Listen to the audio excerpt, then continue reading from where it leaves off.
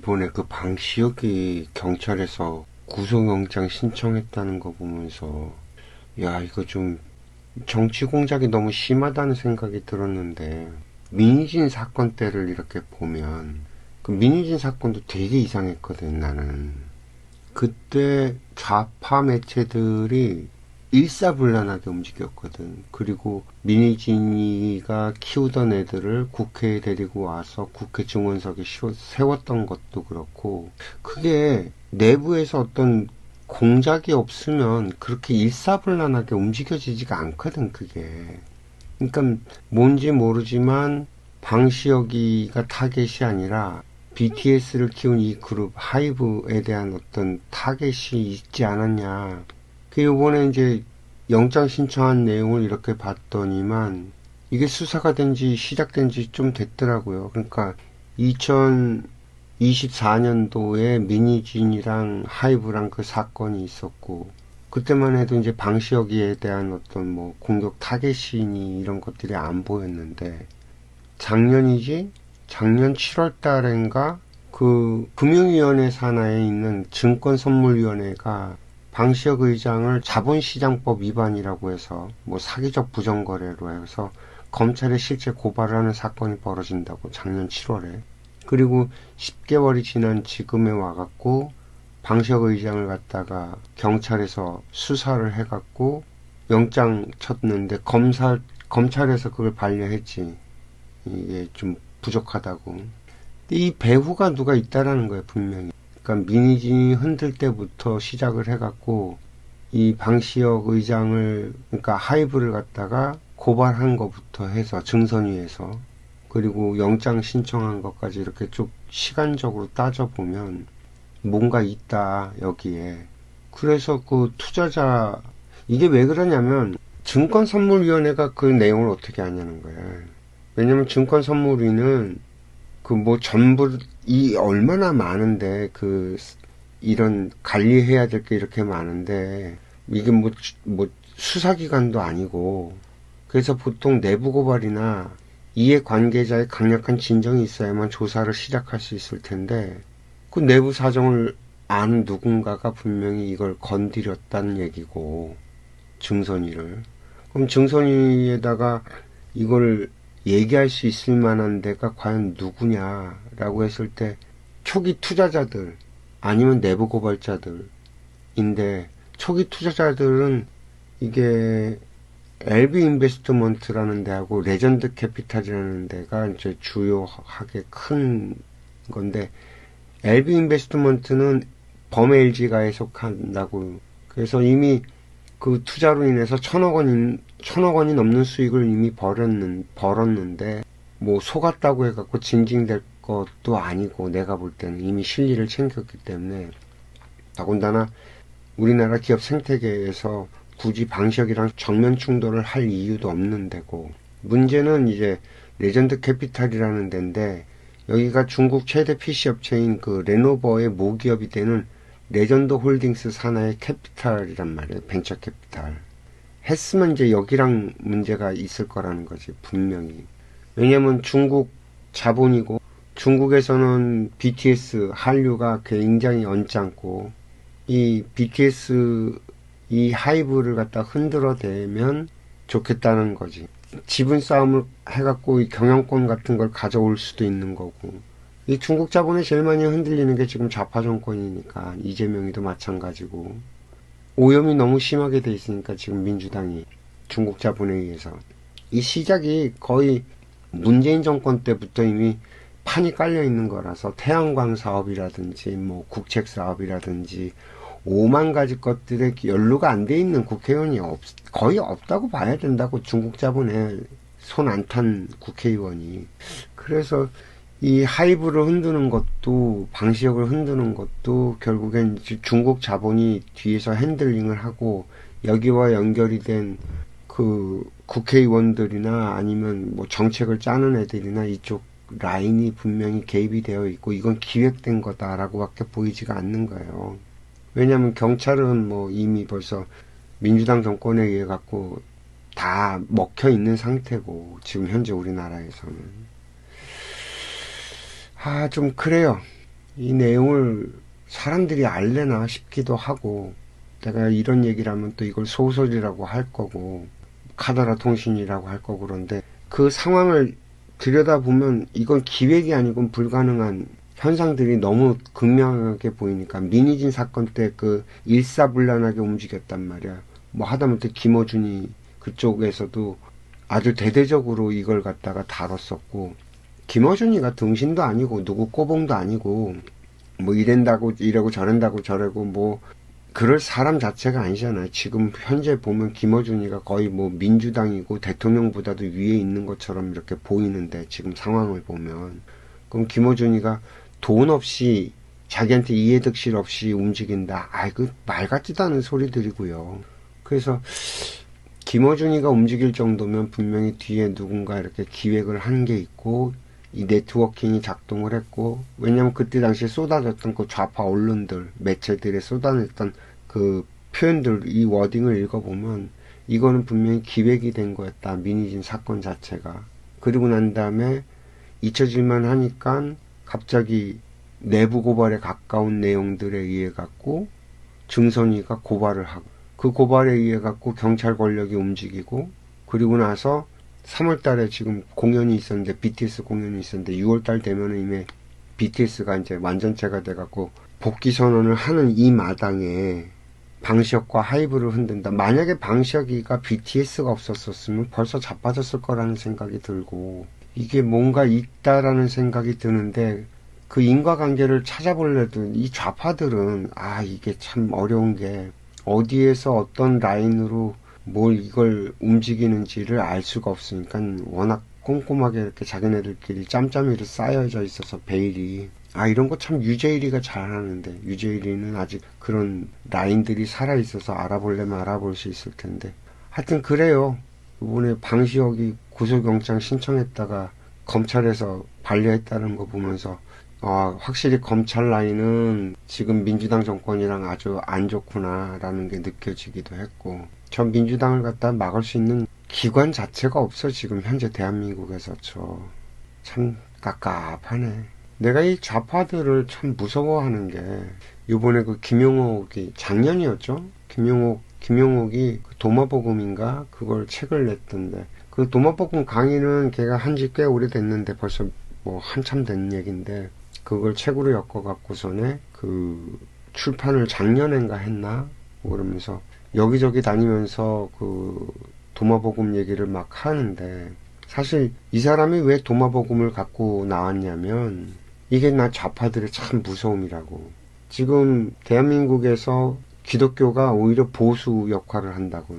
그 이제 광화문 광장에서 그 태극기 부대 하는 것도 그 개신교, 그 기독교 연합들이 그 역할들을 많이 하니까 이 개신교를 뒤집어 엎어야 된다는 거거든. 이 전략이 벌써 딱 그렇게 잡히는 거야. 그러면 기독교가 갖고 있는 이 패러다임을 뒤집어 엎는 게 도마복음이라고. 그러니까 이 도마복음을 끄집어 갖고 와서 기독교의 근간을 흔드는 거지. 이제 도울이 주장하는 건 그거야. 예수는 신이 아니다. 어떤 깨달음을 얻은 인간이고, 천국은 죽어서 가는 곳이 아니라 네 마음속에 있다. 뭐 이런 식의 주장이거든.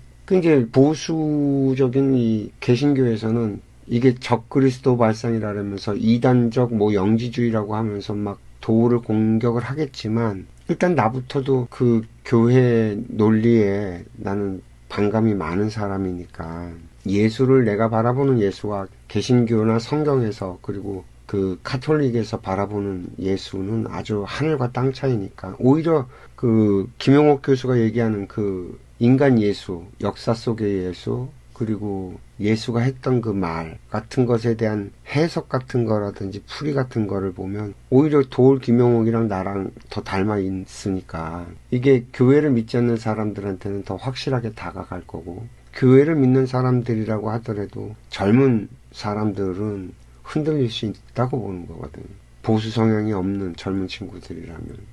이게 참 이 선동이라는 게 되게 무섭다는 거예요. 내가 그 얼핏 지나가다가 김용옥이 하는 말을 듣고 깜짝 놀랐는데, 전태일이가 우리나라에 나타난 예수다. 뭐 이런 식으로. 그러니까 나도 사실은 예수를 갖다가 3000년 전에 인도에서는 석가라는 부다가 나타났고, 2000년 전에는 예루살렘에서 그 예수라고 하는 부다가 출현을 했고, 그리고 이 지구상에 그렇게 왔다 간 부다들이 굉장히 많은데, 부다라는 단어 자체가 그 깨달은 자, 진리를 깨달은 자라는 의미니까요.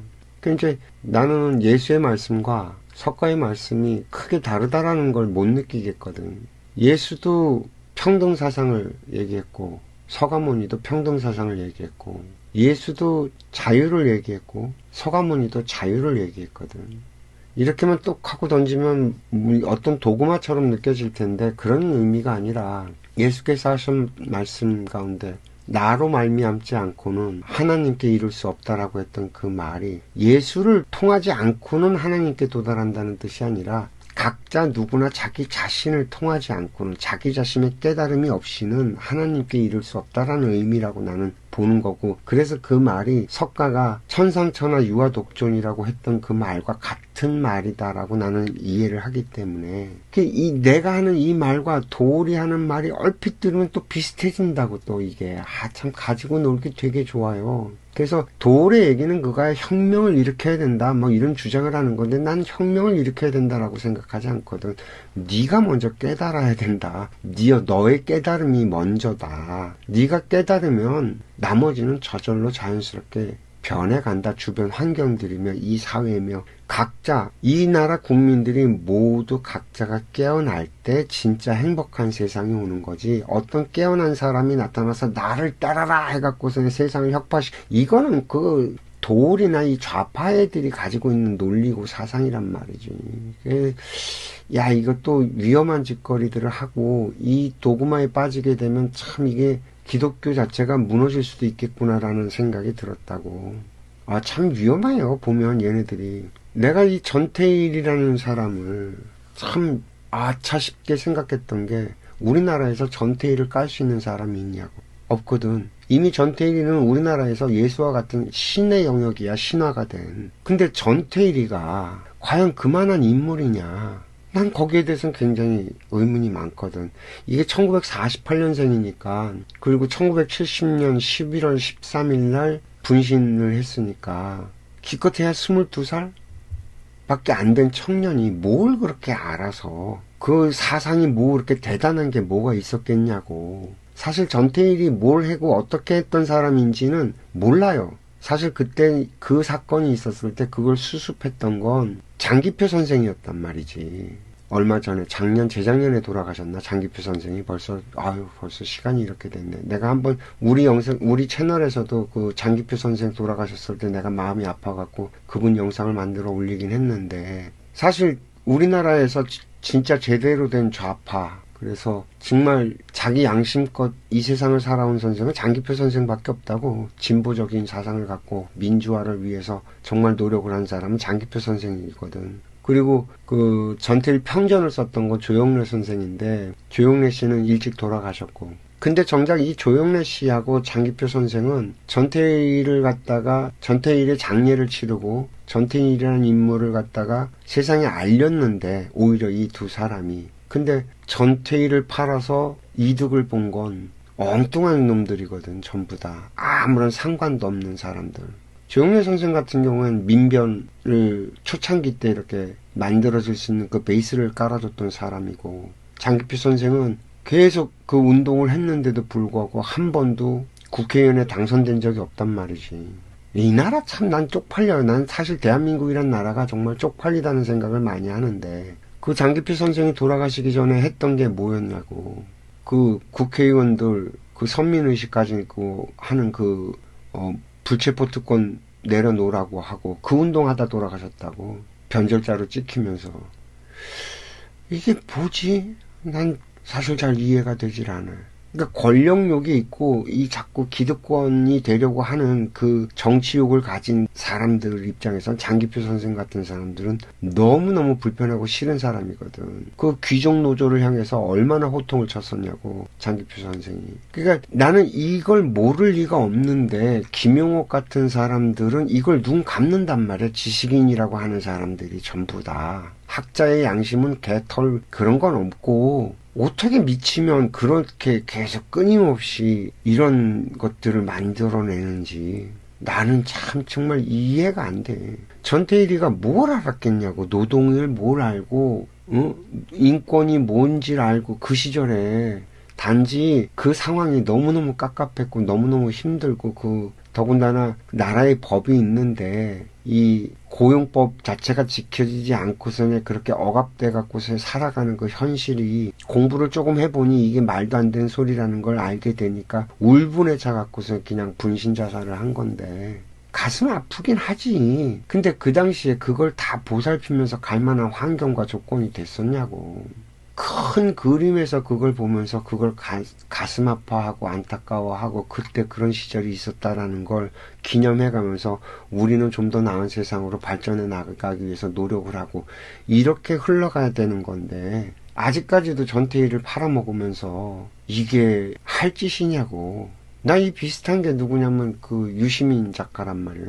유시민이 유명해진 그 항소 이유서가 난 아무리 읽어봐도 그 비문이거든. 그 말도 안 되는 소리를 짓거리고 있는데 그게 수만 부가 찍혀갖고 사람들이 읽고 거기에 감동을 먹고 뭐 그걸 지금도 뭐 어디서였더라 한 번은 막 그거 읽고 감동받았다고 나 어이가 없어갖고 1심에서 징역 1년 6개월 선고를 받은 다음에 항소를 해야 되는데 항소를 하려면 항소 이유서를 써야 되는데 그 원고지 수십 장 분량을 갖다 빽빽하게 썼는데 그 안에 자기가 법리적으로 실질적으로 뭐가 부당하기 때문에 이렇다라고 얘기한 내용은 없어. 내용이 없어. 그런 내용은 그냥 정권이 잘못됐고 전단이 잘못됐고 뭐 너희들은 부도덕하고 뭐 이런 내용들이고 나처럼 뜨거운 가슴과 이런 형용사 같은 것들로 꽉 차 있는 그런 수사하게 가득 찬 말들. 선동하는 그 탄원서고 그게 선동하는 말이지. 그게 무슨 항소 이유서냐고.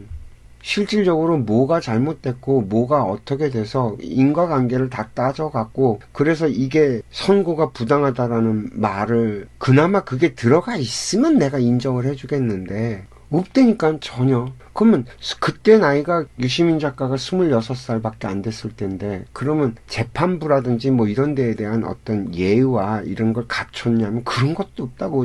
판사를 지가 가르쳐요. 26살짜리가 무슨 세상을 대단하게 안다고 지가 경험을 해보고 나 26살 때를 내가 돌이켜보면 참 부끄럽는데 난 유시민이 지금 안 쪽팔리는지 모르겠다고. 지금도 거기에서 또 감동을 받았다는 사람들이 아직까지도 나온다는 게 너무너무 놀랍고 난 우리나라가 진짜 쪽팔린 게 이런 부분이란 말이죠. 장기표 선생 같은 사람은 외면당하고 그냥 구라만 잔뜩 살아있는 유시민 같은 애는 아직까지도 여기저기 불려다니면서 팔리고 좀 이상하지 않나요? 난 이게 너무너무 이상한데 우리나라. 그러면서 뭐라 그랬냐면 운동권에 뭐 부채의식이 있대. 나 배철수 얘기하는 거 듣고 진짜 기가 막혔는데 이 양반은 당신 음악을 듣고 꿈을 갖고 성장한 사람들은 뭐가 되냐고. 그 당신 때문에 희망을 갖고 막 용기를 가지고 막 살았던 사람들은 뭐가 되고 운동권이 이 나라를 살린 게 아니라 당신의 음악이 이 나라 국민들을 위로를 주고 살렸는데 지가 한 짓이 뭔 짓을 모르고 난 도대체가 무슨 정신머리에 뭐에 정신이 팔리면 이런 생각들을 하고 사는지 나는 사실 잘 모르겠어.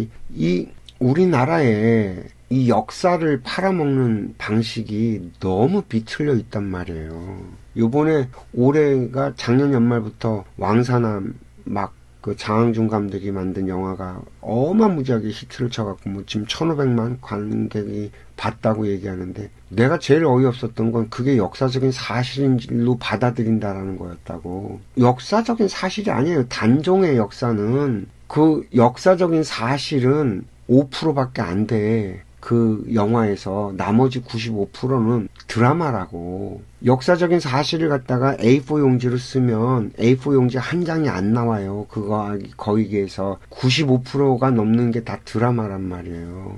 그리고 단종 사건을 바라보는 건 어떻게 바라봐야 되냐면 4대부 세력과 왕권 이 부딪힌 사건이라고. 이시조선은 왕조 시대란 말이죠. 근데 4대부들은 그때 무슨 꿈을 꿨어? 왕은 그냥 표면적인 거고 자기네들이 쥐락펴락하는 그 지네들은 책임 안 지고 책임은 왕이 지는 이런 세상을 꿈꿨다고. 지금 민주당 정권 좌파 애들이 꿈꾸는 세상이랑 똑같아. 그때 그 사대부라고 하는 애들이 하는 짓이. 그럼 왕조시대 왕족들이 그걸 바라보고 가만히 있어? 병신이 아닌 다음에야? 당연히 세조는 들고 일어나지. 자기 조카지만 처단을 하고 왕권을 회복시켜야지. 그게 왕권과 사대부의 싸움이었는데 거기에서 단종이 그냥 희생되고 사라진 것뿐이고, 이게 그냥 역사를 바라보는 팩트적인 사실이거든. 그냥 여기에 무슨 22살 청년의 비극적이고 가슴 아픈 뭔 어떤 그래서 세조가 한명회가 난 이런 논리들 자체가 역사를 바라보면서 이런 얘기들을 하는 것 자체가 되게 너무 어이가 없단 말이에요. 이걸 팩트니 어쩌니 해가면서. 그리고 왕사남도 난 영화가 이게 뜬 게 되게 신기하거든. 이게 기획됐다라고 보이는 부분이라고. 이게 모든 게. 아이고, 내가 진짜 이런 얘기들을 안 하려고 자꾸 그러는데 너무 이상하니까. 진짜 너무 이상해. 왕사남이 뜬 게. 왜냐면 내가 그때 본 게 뭐냐면 휴민트하고 왕사남하고, 영화적인 요소로 놓고 보면 휴민트가 볼거리가 훨씬 더 많고, 성공을 해도 휴민트가 성공을 했었다면, 휴민트가 성공한 상태에서 왕사남이 그렇게 떴다면 내가 그것도 그럴 수 있다라고 하는데, 그게 아니란 말이야. 휴민트는 손익분기점도 못 넘기고 무너졌어. 그만큼 우리나라 지금 영화 시장이 안 좋다는 얘기인데, 갑자기 왕사남이 떴어. 갑자기 진짜. 그 쇼박스에서 그걸 투자하고 배급을 한 건데, 이 쇼박스가 택시 운전사, 내부자들 이런 영화 만든 데란 말이야. 반면에 휴민트 만든 데는 뉴라는 제작사인데 투자 배급한 게 밀순이, 무빙 이런 거 만든 회사란 말이지. 근데 영화관 선점을 하는 거며, 이게 자연스러운 바이럴 마케팅에 의해서 사람들이 보고 와서 이게 좋아갖고 이게 올라간 거면은 그나마 내가 좀 이해를 하고 그럴 수 있다라고 보는데, 아니란 말이지. 이게 영화가 갑자기 그때 SNS를 통해 갖고 엄청나게 쏟아져 나오면서 이게 영화가 확 올라간 거라서, 이 영화 판데 이제는 내가 참 그래. 완전히 이게 더 이상은 진짜 정상적으로 봐줄 수가 없는 상태구나. 그냥 예전에는 그냥 그러려니 하고 지나갔던 것들이 이제는 자꾸 이상하다는 신호들을 자꾸 받으니까 이게 어떻게 흘러갈지 잘 모르겠어요. 이게 구라거든. 전부 다 이게 자꾸 구라 거품들이 자꾸 쌓여가는 건데, 이게 언제까지 갈까? 언제 터져도 터질 텐데 미래 세대 애들이 계속 이걸 받아줄까? 이런 비논리적인 것들을. 그런 생각이 들어요. 난 지금 현재 대한민국이 너무너무 쪽팔려.